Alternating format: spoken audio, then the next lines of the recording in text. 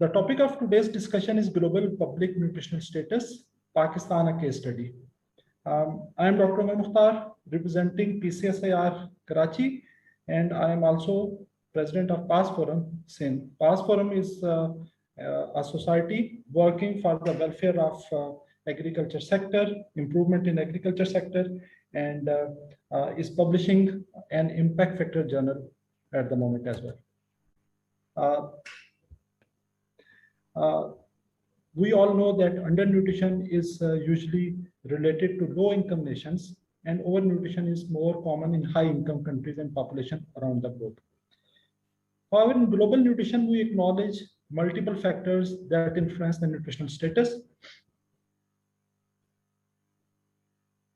The Sustainable Development Goals set up by the United Nations General Assembly are the blueprint to achieve a better and more sustainable future for all. Nutrition is essential for the success of many of these SDGs. Optimal nutrition is thus essential for achieving many SDGs, and similarly, various SDGs impact nutrition security. For instance, Goal 4 preaches about the quality education, but the learning and focusing is difficult without sufficient diet, whereas Goal 6 talks about the peace and justice. We all know that the war and conflict are the major factors causing nutrition imbalance.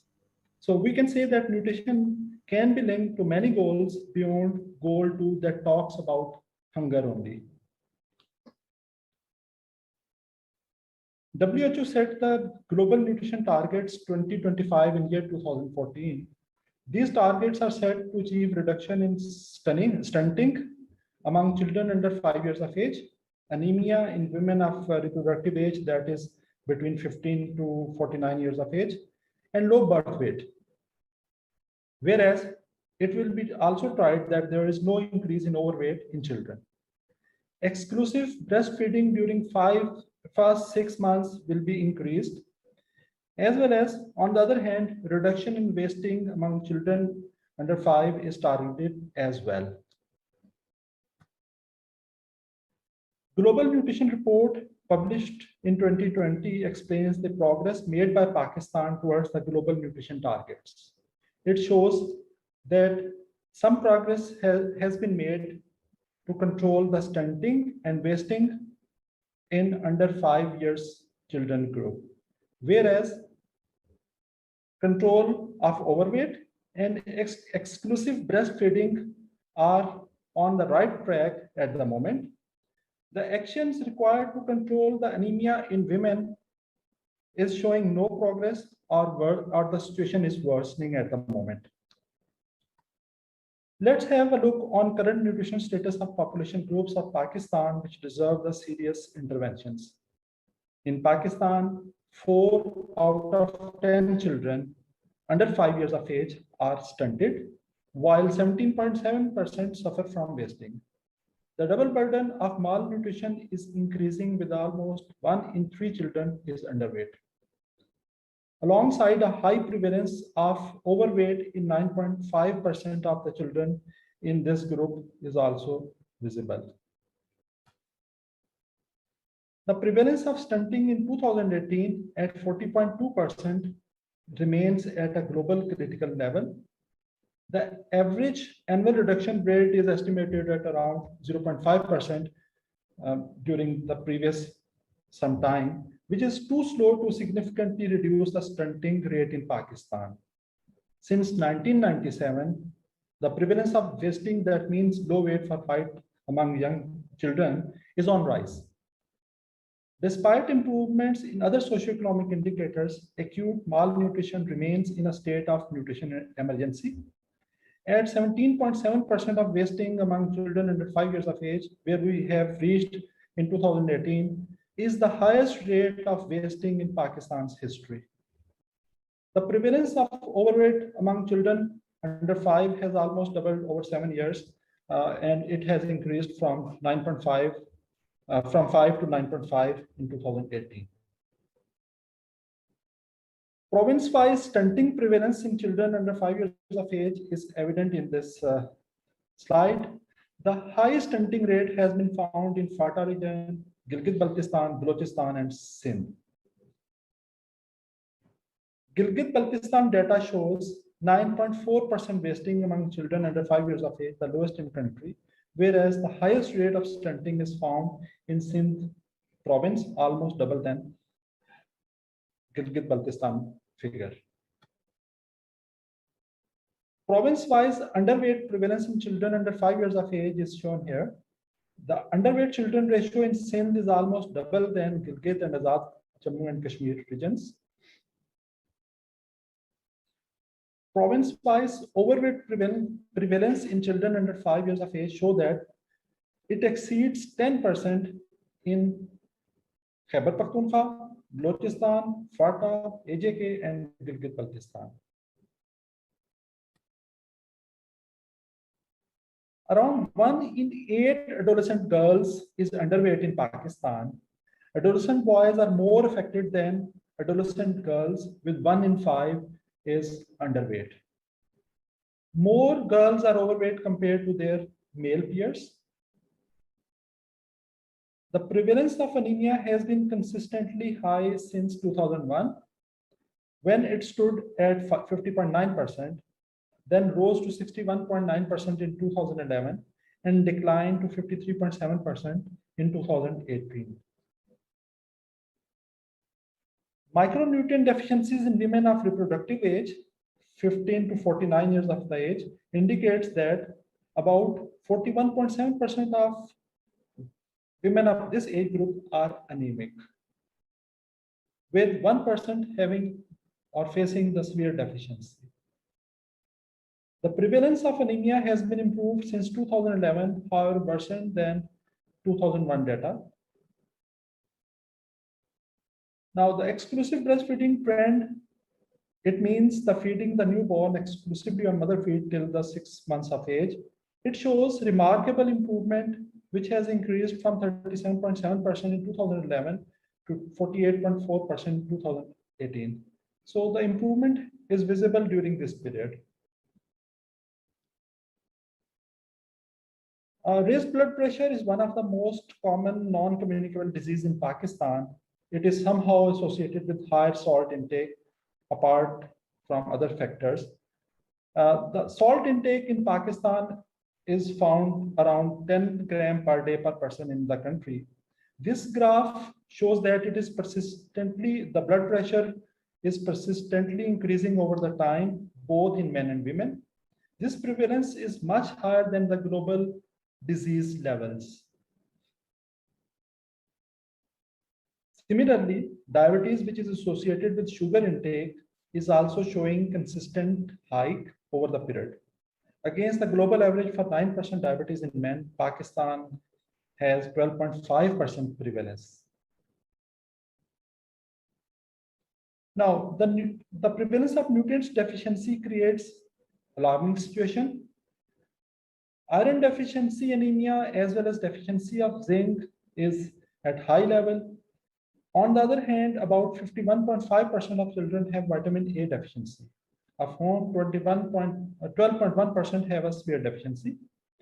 A high prevalence, around 62.7% of vitamin D deficiency was also observed in children.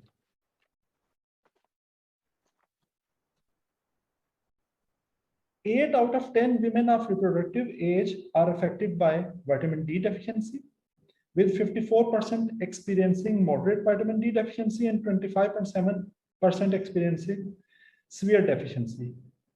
It is quite astonishing that the vitamin which can one get from sun and through body metabolism, it can be produced in the body.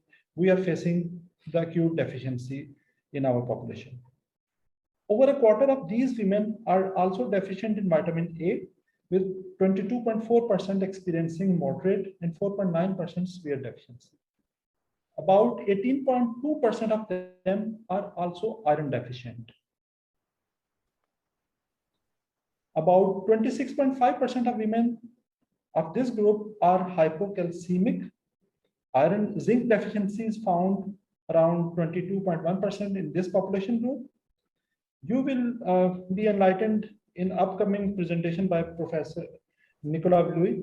in later time of this program about the zinc biofortified wheat as well. It is an effort to overcome zinc deficiency in one way among the deficient population groups. You will surely enjoy that presentation. Iodine is essential for thyroid function and for physical and mental development. Daily use of adequately iodized salt is the best strategy to overcome iodine deficiency disorder. Across Pakistan, almost 4 out of 5 households consume iodized salt. A greater proportion of households in urban settings consume iodized salt compared to the household in rural areas. It has helped to drastically reduce the goiter prevalence in the country. The mandatory iodization has effectively worked in this regard. Pakistan's iodization program has been presented at international forums as well as a success story, and it needs to be copied for the other fortificants as well.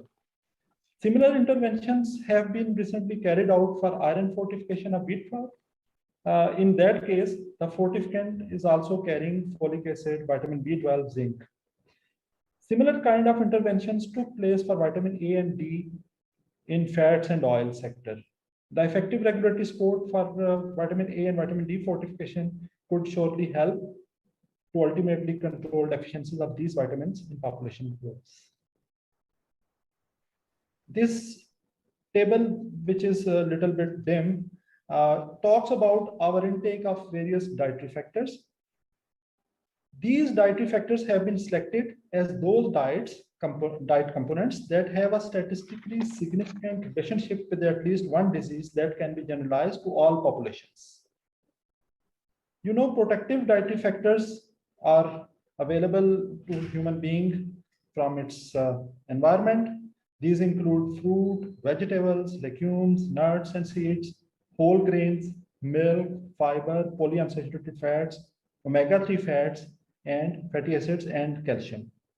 Whereas some harmful dietary factors are also prevalent around us. These include red meat, processed meats, sugar-sweetened beverages, trans fat, and sodium. Here in the table, the theoretical minimum risk of exposure level, that is TMREL, it represents the optimal dietary intake that minimizes risk from all causes of deaths combined. That means the consumption of certain dietary factor which can help to control some acute diseases. The table shows the intake based on modeled estimate for adult aged 25 years and old. The regional data is also presented in this table from 48 Asian countries and the sub-regional data from 9 SAARC countries. It shows that apart from only few dietary factors, the Pakistani population are in the situation that we are consuming the beneficial diets in low quantity than global consumption averages. Whereas contrarily, the harmful ones are in consumption more than the global.